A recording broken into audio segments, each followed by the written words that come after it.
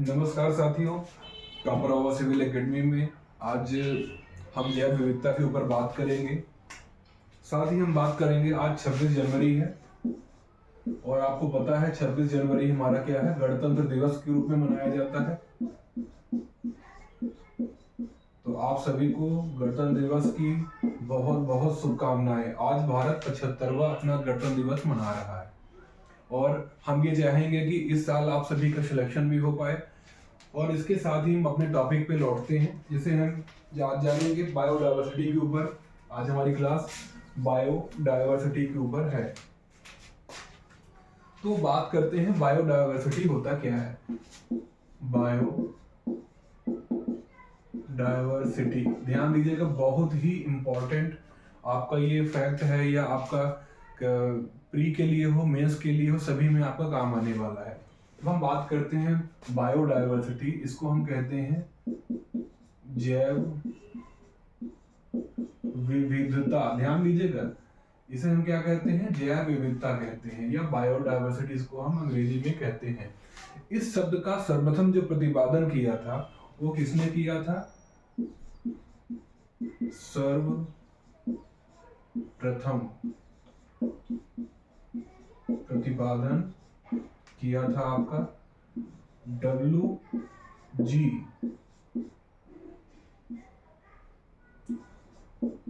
रोजन महोदय द्वारा। लेकिन अगर हम बात करें एक संकल्पना के रूप में, इसे सर्वप्रथम किसने यूज किया है ना, ये तो आपका हो गया सर्वप्रथम जो है आपका 1985 में इन्होंने एक शब्द का प्रतिपादन किया, सर्वप्रथम शब्द का प्रतिपादन किया, ठीक है। लेकिन अगर हम बात करें एक संकल्पना के रूप में इसे सामने प्रस्तुत किसने किया, तो हम बात करेंगे सर्वप्रथम संकल्पना के रूप में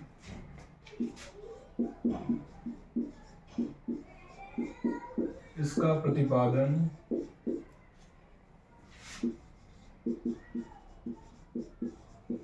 किसने किया दोस्तों?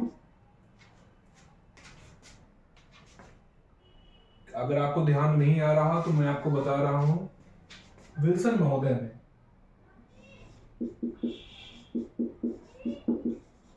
विल्सन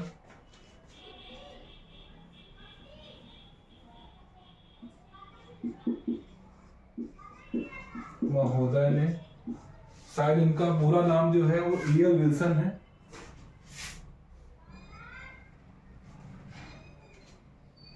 हाँ, इनका क्या नाम है पूरा? E.O. ध्यान दीजिएगा, E.O. विल्सन इन्हें कहा जाता है। मैं इसको एक बार ऊपर लिख देता हूं, इसको आप राइट डाउन कर लीजिए पहले। जो E.O. विल्सन महोदय थे, जिन्होंने इसकी संकल्पना का प्रतिपादन किया 1986 में, है ना। ये एक कीट वैज्ञानिक थे। ये बहुत इंपॉर्टेंट फैक्ट है, आपको ध्यान देना पड़ेगा। ये कौन से वैज्ञानिक थे? तो ये एक कीट वैज्ञानिक थे। ये क्वेश्चन पूछा जा चुका है, तो इसको आप लोग ध्यान दीजिएगा। हमारा जो विज्ञान का सिलेबस है, तो उसके अंतर्गत जब हम बात करते हैं सिलेबस में दोस्तों, यहाँ पर आपका मेंशन किया गया है, जो आपका 7वां पॉइंट दिया गया है, विज्ञान, पर्यावरण एवं स्वास्थ्य में। यहाँ पर आपको जब आप देखेंगे 1 2 3 4 5 6 7 8 8 के बाद 9वां, जो 9वां पॉइंट है वहां पर पर्यावरणीय कारक, पारिस्थितिकी तंत्र और जैव विविधता, ये यहाँ पर टॉपिक आपको दिया गया है। तो ध्यान दीजिएगा, इसमें आपका जो कुल मिला के आपको जो प्री का सिलेबस है उसको 10 भागों में डिवाइड किया गया है। और 10 भागों में डिवाइड करने के बाद आप देखेंगे जो आपका इसमें 9वां पॉइंट है 7वें इकाई पे, उस पे आप जैव विविधता नाम का टॉपिक आप देखेंगे। तो ये काफी इंपॉर्टेंट है, इसको आपको अच्छे से तैयार करना पड़ेगा। तो अभी आपने क्या क्या जान लिया है कि बायोडायवर्सिटी को ही हम जैव विविधता कहते हैं। जैव विविधता शब्द का सर्वप्रथम प्रतिपादन किसने किया था? WG रोजन महोदय ने 1985 में। इसके बाद अगर हम बात करते हैं सर्वप्रथम संकल्पना के रूप में, इसे सर्वप्रथम किसने ले आया? तो एक कीट वैज्ञानिक हुए हैं जिनका नाम है E.O. विल्सन महोदय, जिन्होंने 1986 में इसका प्रतिपादन किया। और यहाँ पे आप देखेंगे कि अमेरिका में एक जो है आपका फॉर्म या मतलब अमेरिका में ही इनको एक बायोडाइवर्सिटी के ऊपर एक प्रतिवेदन देना होता है ना, 1986 में, जहां पे क्या करते हैं, जैविक विविधता को एक नया नाम देते हैं, उसे कहते हैं जैव विविधता। ये नाम जो है इनके द्वारा दिया जाता है, जैविक विविधता से जैव विविधता ये कहने लगते हैं। और ये राष्ट्रीय संसाधन जो परिषद है उस पे इन्होंने इसका नाम दिया था जैव विविधता। ध्यान दीजिएगा, राष्ट्रीय संसाधन परिषद। तो जब आप इसकी बात करेंगे तो ये ध्यान दीजिएगा, राष्ट्रीय संसाधन परिषद में जैविक विविधता से जैव विविधता जो है इसका नाम पड़ता है ना। इसके बाद हम देखते हैं जो अमेरिकन फोरम था उसमें इन्होंने प्रतिवेदन दिया था 1986 में, है ना। यहाँ पे अमेरिका में एक फोरम आपका 1986 में गठित किया गया, जहां पर इन्होंने क्या किया था, प्रतिवेदन दिया था जिसमें इन्होंने अपनी संकल्पना को सर्वप्रथम प्रदर्शित किया, सब लोगों के सामने बताया। चलिए और आगे अपन चलते हैं और बात करते हैं कि अब हम बात कर लेते हैं कि जैव विविधता हम क्या माने किसे कहते हैं, है ना। तो जैव विविधता दोस्तों क्या होती है, किसी प्राकृतिक प्रदेश में पाई जाने वाली, एक बार फिर मैं रिपीट कर रहा हूं, किसी प्राकृतिक प्रदेश में पाई जाने वाली आप कह सकते हैं पालतू या जंतु, एक मिनट,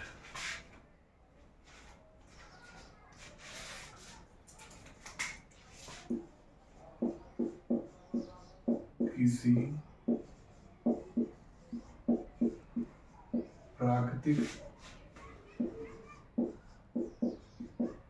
प्रदेश में पाई जाने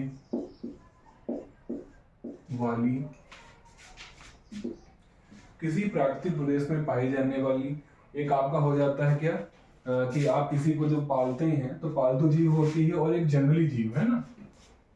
पाए जाने वाले जंगली या पालतू जीव जंतुओं। एक बार फिर मैं इसको हाईलाइट कर दे रहा हूं कि क्या किसके बारे में अपन बात कर रहे हैं, जंगली या पालतू जीव जंतुओं और किसकी अपन बात कर रहे हैं, पादपों की प्रजातियों, पादपों की प्रजातियों की बहुलता। रिपीट कर रहा हूं, किसी प्राकृतिक प्रदेश में पाई जाने वाली जंगली या पालतू जीव जंतुओं और पादपों की प्रजातियों की बहुलता ही क्या कहलाती है, हमारी जैव विविधता कहलाती है। जैव विविधता कहलाती है दोस्तों।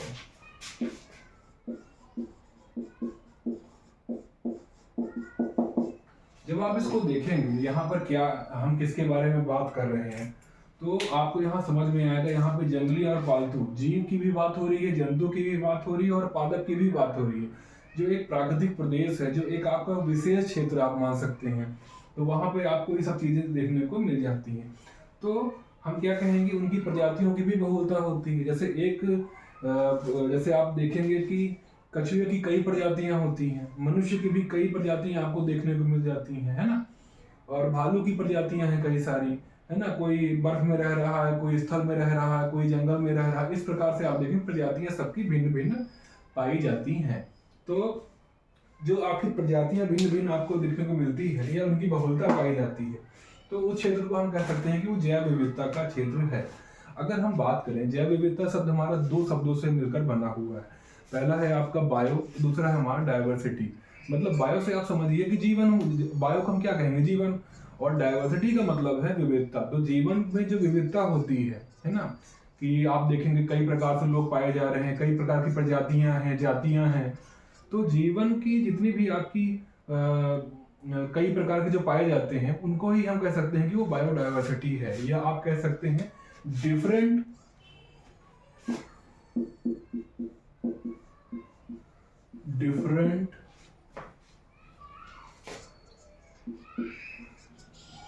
टाइप ऑफ लाइफ आप कह सकते हैं इसे, बायोडाइवर्सिटी को, डिफरेंट टाइप ऑफ लाइफ। इसके अलावा आप एक चीज और जानिए कि हम अगर बात करें कि बायोडाइवर्सिटी में आप देखेंगे जीवन की जो आपकी जीवन आप देखते हैं, वहां पे आप देखेंगे कि चाहे आपका जीव हो, जंतु हो या पादप हो, इन सारे घटकों को मिलाकर ही हम बायोडाइवर्सिटी को जानते हैं। इसी में से, इनमें से किसी भी चीज को आप अलग कर देंगे तो बायोडाइवर्सिटी आपका नहीं कहलाएगा। अब हम बात करते हैं कि प्रकृति में मान लीजिए क्या है कि हम लोग इतने यूज्ड टू हो चुके हैं कि हर जहां भी हम जाते हैं तो क्या हमें कोई नई चीज देखने को नहीं मिलती। हम पेड़ देख रहे हैं, पौधे देख रहे हैं, विभिन्न प्रकार के लोगों से मिल रहे हैं, लेकिन आप ये जानिए कि उनमें चाहे आपका जाति हो, प्रजाति हो, सबकी अपनी भिन्न भिन्न होती है। आम के भी आपको पता है कई सारी प्रजातियां पाई जाती हैं, है ना। तो कुल मिला के मेरा कहने का मतलब ये है कि हम इतने यूज्ड टू हो चुके हैं कि हमारे लिए जैव विविधता समझने के लिए आप मैंने डेली देख तो रहे हैं लाइफ में, लेकिन उसको आप समझ नहीं पा रहे हैं। लेकिन यद्यपि आप ये समझिए कि अगर हम बात करें कि कोई एलियन है जो हमारे अर्थ पर आया हुआ है और वो यहाँ पर आता है, तो उसे डिफरेंट टाइप ऑफ जो लाइव है, मतलब जो जीवन है, उसे देखने को मिलता है। इसे ही हम बायोडाइवर्सिटी के रूप में जान सकते हैं। चलिए और आगे अपन देखते हैं।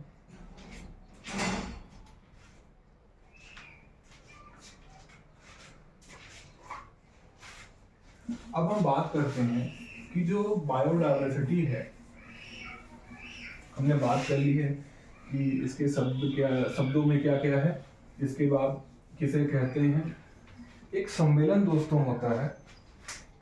कब होता है एक सम्मेलन हमारा, ये पेन क्यों नहीं चल रहा है। एक सम्मेलन हमारा कहाँ होता है, पृथ्वी सम्मेलन। ध्यान दीजिएगा, बहुत इंपॉर्टेंट है। पृथ्वी सम्मेलन ये कब होता है, 1992 में। ध्यान दीजिएगा, डेट हमेशा पूछी जाती है। एक हमारा पृथ्वी सम्मेलन होता है 1992 में। किस शहर में होता है, ब्राजील के रियो डी जेनेरियो शहर में। ध्यान दीजिएगा, ये शहर बहुत इंपॉर्टेंट है। तो ब्राजील के रियो डी जेनेरियो शहर में इसका एक सम्मेलन होता है और उसे हम जानते हैं पृथ्वी सम्मेलन के नाम से। 1992 में ये होता है।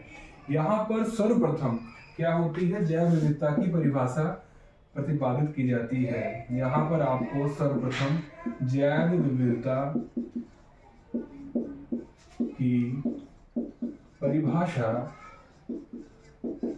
सर्वप्रथम जो है आपको विश्व पटल पर दी जाती है। और वहां पे जैव विविधता की परिभाषा या बायोडाइवर्सिटी की जो परिभाषा है वो क्या बताई जाती है, आइए उसके बारे में हम जानकारी इकट्ठा करते हैं। इसे आप राइट डाउन कर लीजिए।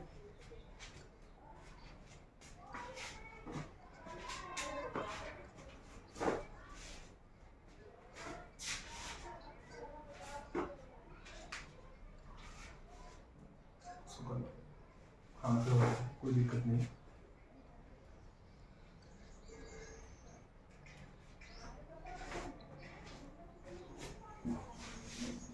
चलिए आगे बढ़ते हैं।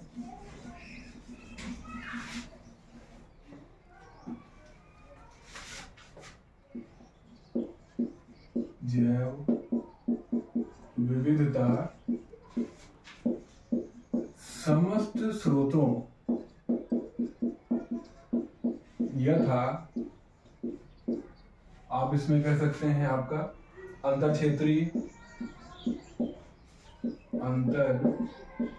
क्षेत्रीय, फिर आप वहां पे बात कर सकते हैं आपका स्थलीय हो गया, स्थलीय, फिर आप बात कर सकते हैं आपका समुद्री के साथ में आप कह सकते हैं जलीय पारिस्थितिकी तंत्र एवं जलीय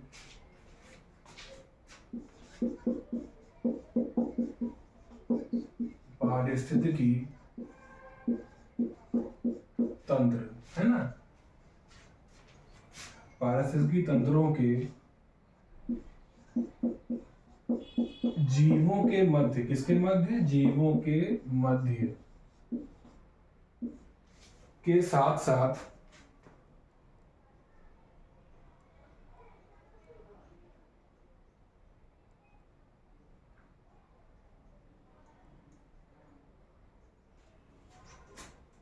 जीवों के मध्य अंतर तथा साथ ही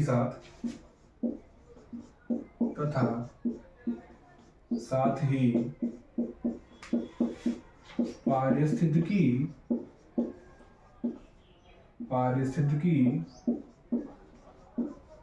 समूह जिनके ये भाग हैं, जिनके ये भाग है ना। एक बार फिर मैं रिपीट कर रहा हूं, जैव विविधता समस्त स्रोतों यथा अंतर क्षेत्रीय, स्थलीय, समुद्री एवं जलीय पारिस्थितिकी तंत्रों के जीवों के मध्य अंतर, है ना, जीवों के मध्य अंतर,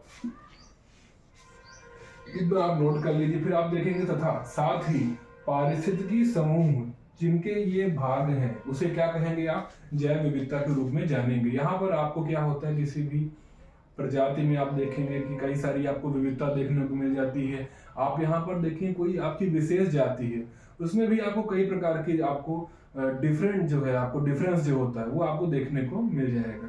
इसे ही हम जैव विविधता कहते हैं। इसको नोट कर लीजिए, ये आपकी परिभाषा है।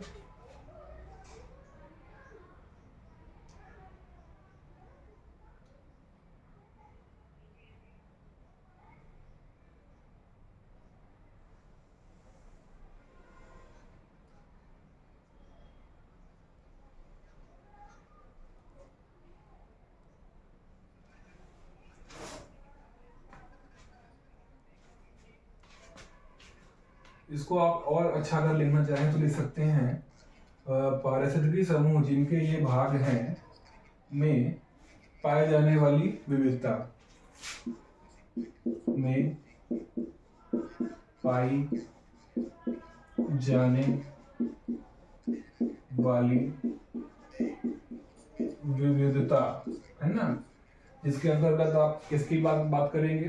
किसी एक प्रजाति में पाई जाने वाली विभिन्नता, कई प्रकार की जो पाई जाती हैं। साथ में आप देखेंगे कि किसी जाति, है ना, किसी आप देखेंगे कई प्रकार की जो जातियां हैं उनके मध्य पाई जाने वाली विविधता को हम क्या कहते हैं? बायोडायवर्सिटी कहते हैं। इन दोनों पॉइंट को आप नोट कर लीजिएगा। मतलब जो मैं अभी बोल रहा हूँ, क्या बोल रहा हूँ, इसमें एक प्रजाति के अंदर पाई जाने वाली, एक प्रजाति के अंदर, ध्यान दीजिएगा, एक प्रजाति, और दूसरा क्या है आपका? विभिन्न क्या है आपका? जाति। तो इन दोनों की अगर हम बात करें, ध्यान दीजिएगा, तो एक प्रजाति में पाई जाने वाली जो है आपकी कई प्रकार की विभिन्नता, वहीं विभिन्न जातियों के मध्य पाई जाने वाली आपकी जो भिन्नता है उसे हम क्या कहते हैं? बायोडायवर्सिटी कहते हैं। ये आपको 1992 में इसकी परिभाषा दी गई थी।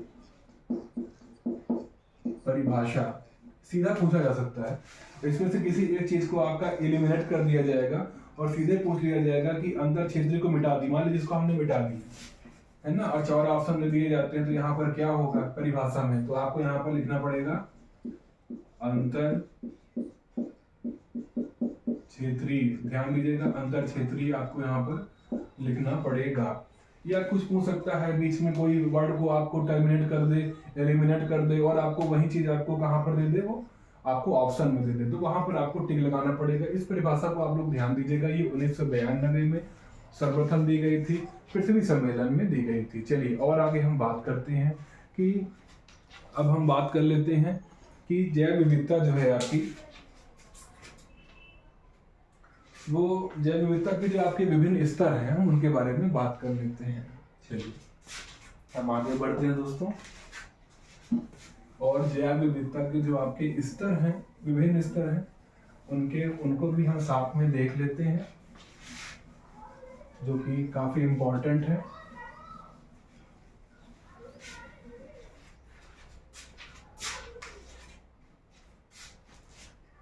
तो यहां हम बात कर रहे हैं जैव विविधता के विभिन्न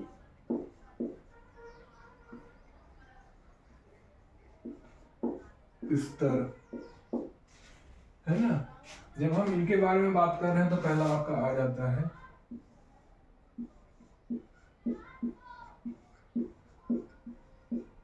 आनुवांशिक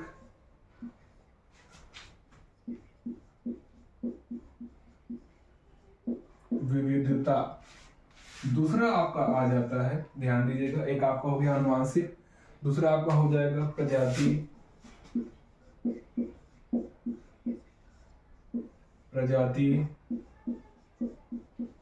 विविधता, और वहीं आपका आखिरी पॉइंट है तीसरा, पारिस्थितिकीय विविधता। ध्यान दीजिएगा। अब आपको ये लग रहा होगा कि हमें इतना कुछ याद क्यों है, तो दोस्तों अपन एग्जाम भी लगातार दे पा रहे हैं एमपीएससी का, तो उसके लिए जो है हम मेंस की तैयारी भी कर रहे हैं, और हमने विभिन्न मेंस एग्जामिनेशन दिया हुआ है, तो हमारी प्रिपरेशन भी चल रही है, इसलिए हर चीज हमें यहाँ पर ध्यान है। पारिस्थितिकी विविधता, और आपको भी ये सब चीजें कंठस्थ हो जाएंगी, आप इसको मेमोराइज कर पाएंगे जब आप इसको रिपीट करेंगे, इसको राइट डाउन कर लेंगे क्लास से, तो आपको काफी जो है इसमें लाभ मिलेगा। चलिए और आगे बढ़ते हैं और देखते हैं कि जो आपके जैव विविधता के विभिन्न स्तर हैं, तो वो किस प्रकार से आपको देखने को मिलते हैं। आपका पहला हो जाता है आनुवांशिक आपको विविधता मिलती है, दूसरा आपको कौन सी विविधता देखने को मिलती है, प्रजाति विविधता देखने को मिल जाती है, तीसरा आपको पारिस्थितिकी विविधता देखने को यहाँ पर मिल जाती है। जब हम बात करते हैं कि भूजल की वर्तमान जैव विविधता, प्रकृति का अनुपम स्वरूप जो आपको देखने को मिलता है वो कहाँ पर होता है, वो भूतल में देखने को मिलता है ना। सर्वाधिक जो आपको जो प्रकृति का अनुपम जो आपको जैव विविधता देखने को मिल रहा है वो भूतल पे ही देखने को मिल रहा है। यहाँ पर आपको देखने को मिल रहा होगा कि जो बाह्य रूप से अगर हम स्तर को देखते हैं तो एक हमें इकाई के रूप में, एक विशेष इकाई के रूप में हमें एक स्तर देखने को मिलता है। लेकिन जब हम बात करते हैं कि हम एक आंतरिक स्वरूप में जब हम इसके स्तर को देखते हैं, तो आंतरिक स्वरूप में क्या होता है, यहाँ पर हमको अनेक स्तर देखने को मिलते हैं जैव विविधता के। ध्यान दीजिएगा, जब हम आंतरिक स्वरूप में जैव विविधता को देखते हैं तो यहाँ हमें कई सारे अनेक स्तर देखने को मिलते हैं, जिसके कारण क्या होता है, इनकी जटिलता बढ़ती जाती है।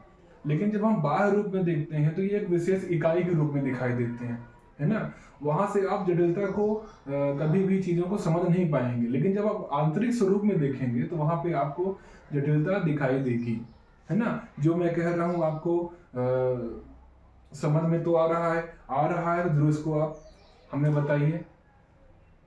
कोई भी दिक्कत हो आप राइट डाउन करके हमें भेजिए, कमेंट करिए। कमेंट नहीं तो आप हमें व्हाट्सएप पे कर सकते हैं। अगर आप व्हाट्सएप भी करेंगे तो आपको वहां पर आपको नोट्स प्रोवाइड करवाया जाएगा। यहाँ पर आप व्हाट्सएप कर सकते हैं। ध्यान दीजिएगा ये कॉलिंग के लिए नहीं है, तो केवल आप व्हाट्सएप ही कर पाएंगे। चलिए अब हम आगे देखते हैं आनुवांशिक विविधता के बारे में। किसी भी लक्षण में कोई भी आपका जो जीव है जो पृथ्वी पर रह रहा है ना, तो वो क्या कह रहा है, कुछ उसके जो आपके जीन है वो अपने पूर्वजों से उसके तक आए हुए हैं। तो जब आप देखेंगे आनुवांशिक जो विविधता होती है उसमें कुछ ना कुछ आपको डे टू डे या फिर आप देखेंगे कई वर्षों में कुछ चीजें आपकी चेंज होने लग जाती है। तो वो अपने जो पूर्वज हैं उनसे कुछ चीजों में ये लक्षण में विविधता, मतलब कुछ डिफरेंस हो जाता है, उसमें वो आपको देखने को मिल जाता है। या वहीं आप देखेंगे कुछ वो सीधे गुणों को अपने लेकर आता है और अपने पूर्वजों से सीधे गुणों को वो प्राप्त करता है, जो अन्य लोगों से वो अपने को भिन्न कर पाता है। कि वो अपने पूर्वजों से, जैसे मान लीजिए कि कोई उनका पूर्वज होगा, किसी के हाथ ज़्यादा लंबे होंगे, है ना, तो जो उनके संतति है उनमें भी आप देखेंगे कि उनके हाथ ज़्यादा लंबे होंगे। लेकिन अगर हम बात करें कि कोई और परिवार का सदस्य है तो उसमें ये ऐसा देखने को नहीं मिलेगा। तो ये आपका अनुवांशिक लक्षण जो है उसमें आपको विविधता देखने को मिल जाती है। अगर अब हम और आगे चलते हैं कि अनुवांशिक लक्षणों में जो विविधता देखी जाती है वो किन कारणों के कारण हो पाती है, तो यहाँ पर मैं आपको बता दूं कि आप देखेंगे जो क्रोमोसोम होते हैं, है ना, और केंद्रकीय जीन होते हैं, इनके अलावा आप देखेंगे कि आपका हो जाता है, कौन सा जीन है आपका, एक मिनट, हाँ, प्लाज्मा जीन जो आपका हो जाता है, द्रव्य, जिसको हम कहते हैं द्रव्य जीन, है ना। तो प्लाज्मा जीन हो गया आपका, द्रव्य जीन जिसे हम कहते हैं, इसके अलावा क्रोमोसोम हो गया, क्रोमोसोम के अलावा आपका केंद्रकीय जीन। ये जो है अनुवांशिक लक्षणों के लिए, विविधता के लिए बहुत हद तक जवाबदार होते हैं, और इनका ही जो इम्पैक्ट है वो आपके अनुवांशिक विविधता पर पड़ता है। अब हम बात कर लेते हैं सेकंड टॉपिक की, जो है हमारा प्रजाति विविधता। तो प्रजाति विविधता की जब हम बात करते हैं साथियों, तो प्रजाति विविधता मतलब आप प्रजाति तो आप समझ रहे होंगे, है ना। जैसे आप ये समझिए कि मैं बात करूं कि एक मैंगो है ना, आम का जो आप देखेंगे उसमें कई सारी वैरायटी, कई सारी प्रजाति आपको देखने को मिल जाती है। कैसे मिल जाती है, आपको देखना होगा, तोतापरी आम अलग है ना, रसभरी वाला आम अलग है। आप देखेंगे कि उसमें आपको मालदहा मिल जाएगा, है ना, सुंदरजा मिल जाएगा। जैसे आप देखेंगे ये सभी प्रजातियां हैं, सुंदरजा, मालदहा, है ना। इसके अलावा आप देखेंगे कि तोतापरी। तो मेरा कहने का मतलब ये है कि ये सभी आपका क्या है, ये सभी जो है आम के ही प्रजातियां हैं, आम के पेड़ की विभिन्न प्रजातियां, आम के पेड़ की ही विभिन्न प्रजातियां हैं। तो उन चीजों को हम यहाँ डिनोट करेंगे प्रजाति विविधता में। विविधता मतलब एक ही जो पेड़ की कई सारी वैरायटी हैं, विविधता है, उनके बारे में बात कर रहे हैं। और इस बात को समझिएगा, जो हम विविधता के बारे में बात कर रहे हैं तो ये मनुष्यों में भी पाई जाती है ना। अगर आप मनुष्यों की बात कर रहे हैं तो वहाँ, अगर आप जंतु की बात कर रहे हैं तो वहां पे भी आपको वैरायटी देखने को मिल जाती है। जैसे मैंने अभी आपके सामने एक एग्जांपल रखा था कि मान लीजिए कि अगर आप भालू के बारे में बात कर रहे हैं ना, तो स्नो बियर्ड अलग पाया जाता है और आपका स्थलीय क्षेत्र में रहने वाला बियर्ड अलग पाया जाता है।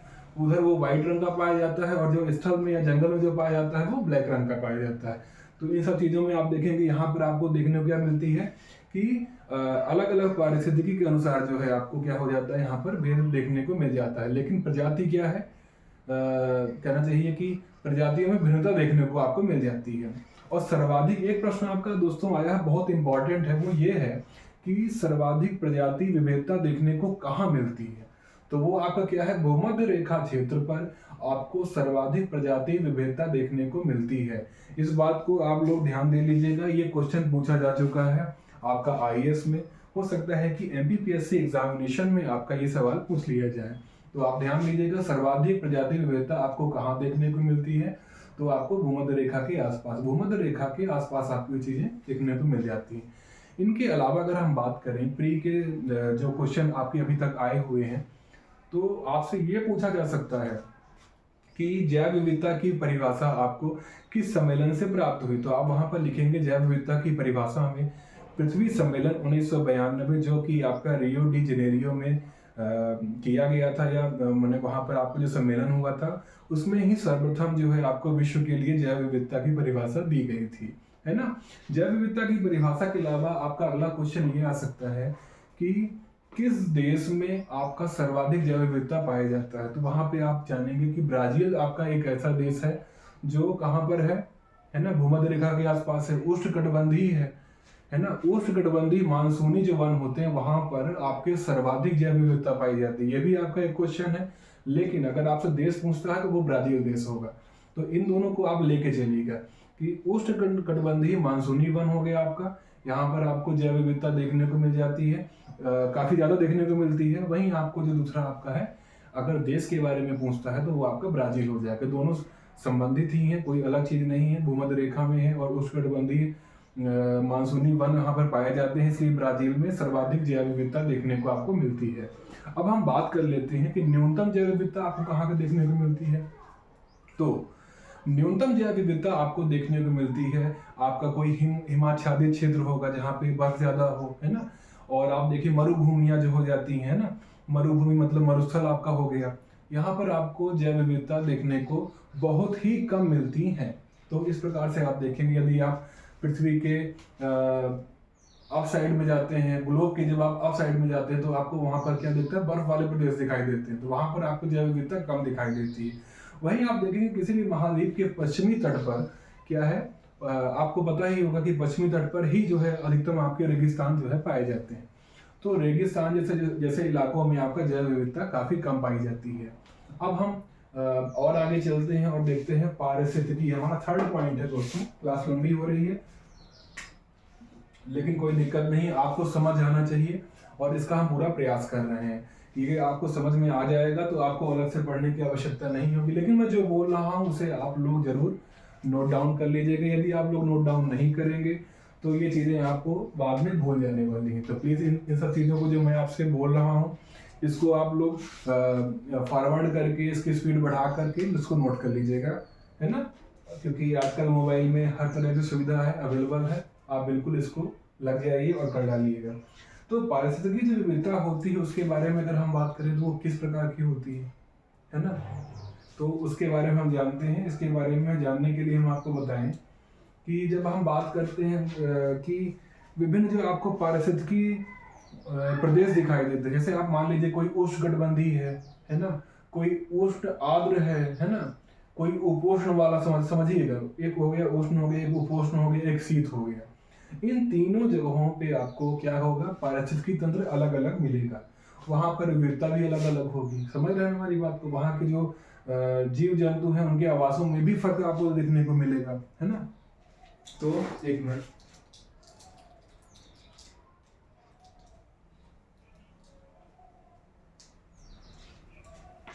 और जब हम पारिस्थितिक विविधता की बात करते हैं तो प्रत्येक पारिस्थितिकी तंत्र में आपको ऊर्जा प्रवाह एवं जल चक्र की अलग अलग भिन्नता या अलग अलग आपको भिन्नता देखने को यहाँ पर मिल जाती है। किसमें? ऊर्जा प्रवाह एवं जल चक्र की